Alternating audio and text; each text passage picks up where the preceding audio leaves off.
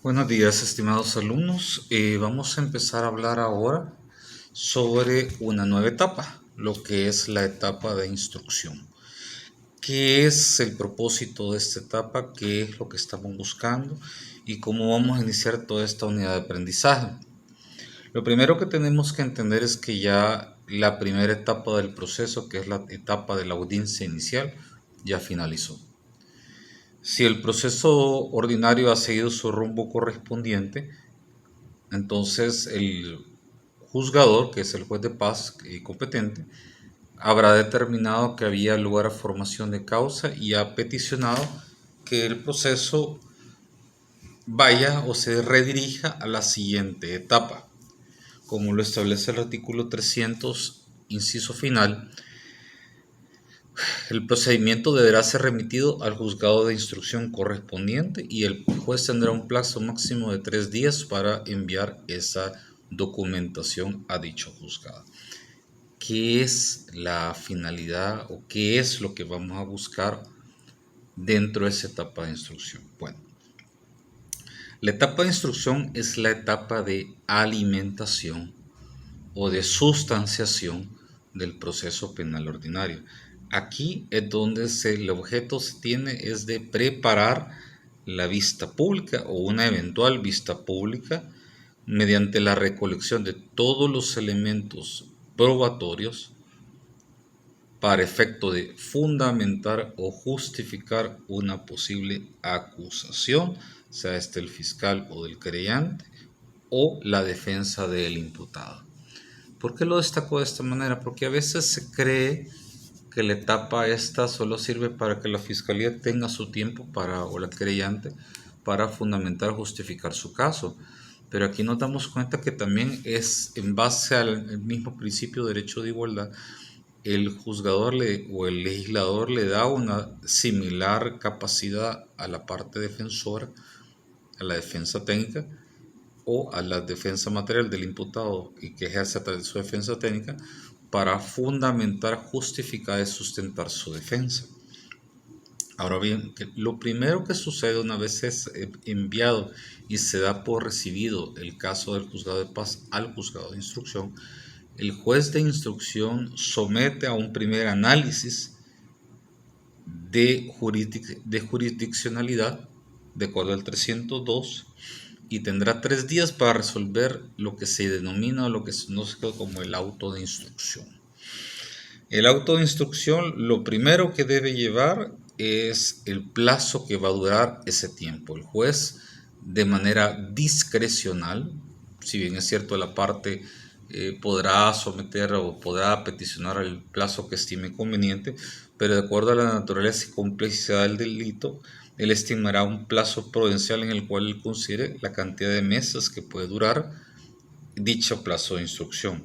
Señalará aquellos actos urgentes de comprobación que deberá realizar las partes, así como anticipos de prueba si los hay, y señalamiento de partes o actos urgentes que deban realizarse o actos necesarios que deban investigarse de acuerdo a su saber y entender. El juez de instrucción lo que es aquí es un efecto de control.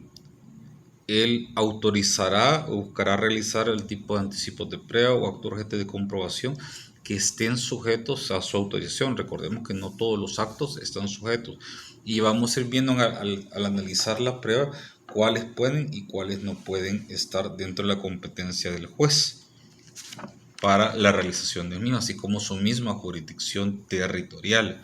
La fiscalía siempre maneja su rol.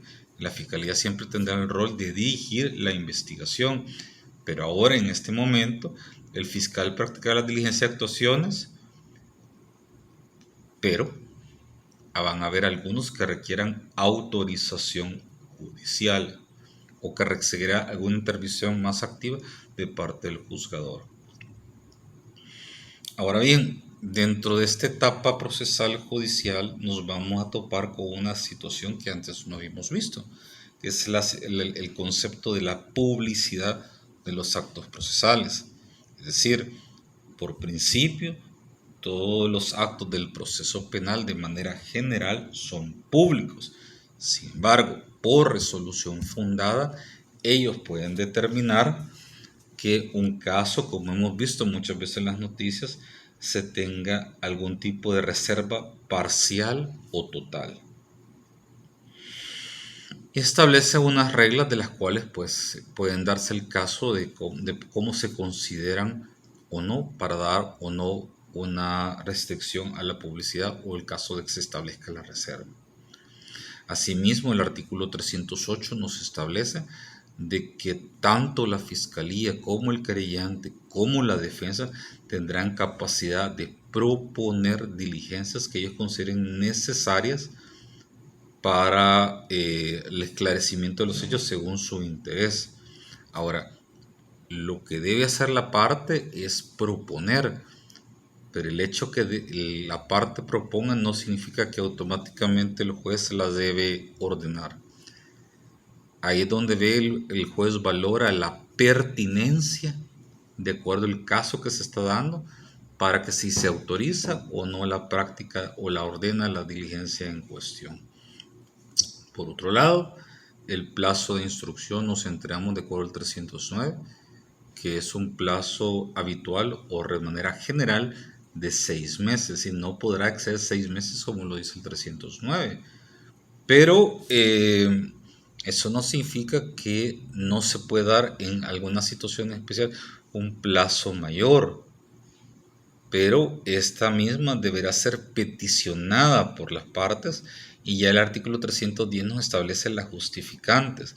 Asimismo establece los términos para peticionar los mismos, que no puede ser después de 15 días antes de la fecha de la finalización de la etapa de instrucción, y que ese plazo, esa prórroga no puede exceder de más de 3 meses para los delitos menos graves y 6 meses en los delitos graves, pero en ningún caso será mayor al plazo que originalmente se había solicitado.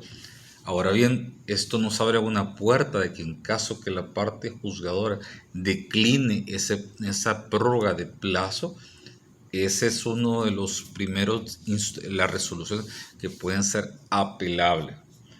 A medida que vayamos avanzando en el estudio de este proceso, nos vamos a dar cuenta que existen diferentes recursos como la revocatoria o la apelación que se volverán habitual dentro del proceso.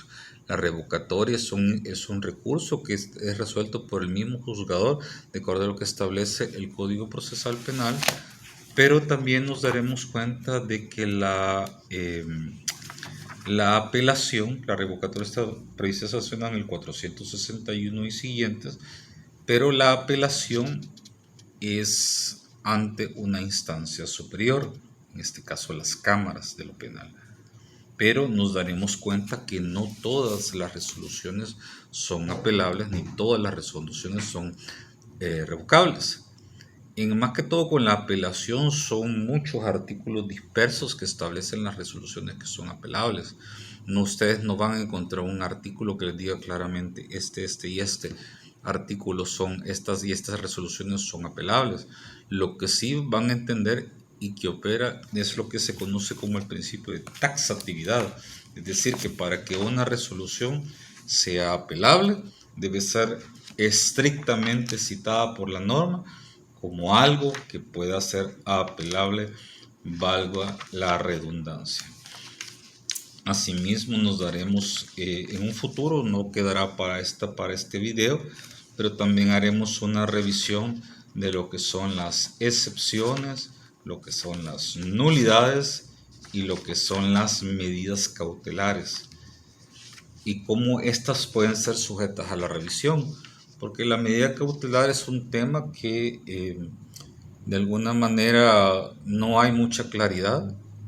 Conocemos que existe la detención, pero si no hemos estudiado el tema, no hemos valorado que existen otro tipo de medidas cautelares y cuándo proceden o cuándo no. Y en una primera etapa hablamos de los arraigos que deben citarse para justificar o no la sustitución de medida y cómo dijimos que cuando se pide la detención se debe de fundamentar o justificar, porque como siendo una medida tan gravosa que afecta a la libertad ambulatoria, debe ser justificada de acuerdo normativamente y doctrinariamente. Así que jóvenes, tenemos mucho que repasar. Durante la etapa de instrucción nos daremos cuenta también sobre la temática del desfile probatorio, de cuáles son los elementos probatorios que podremos ir desarrollando a lo largo y ancho de esta etapa de instrucción. Examinaremos de amplia forma todos los tipos de pruebas que podemos ventilar, como lo es la prueba testimonial, como es la prueba documental y como es la prueba pericial, lo cual está regulado en el artículo 174 procesal penal y siguientes. Y hablaremos no solo de las diferentes técnicas de investigación, tocaremos los temas de las pericias, tocaremos los temas de los análisis documentales, de los análisis periciales, inspecciones corporales, secuestros, allanamientos, etc. Así que hay mucho que desarrollar. Eso será todo por este día, así que muchas gracias.